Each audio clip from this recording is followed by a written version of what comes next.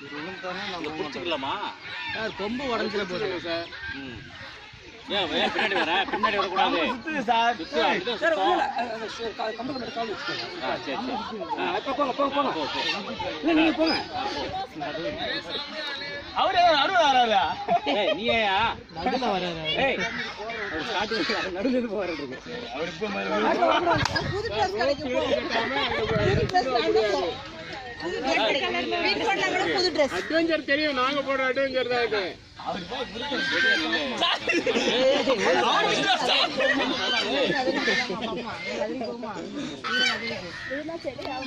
ஏய் தமிழே நாலு தெரியுது பாரு. நாலு தெரியுது. தமிழ் வாலி தெரியுது. ஏய் தமிழே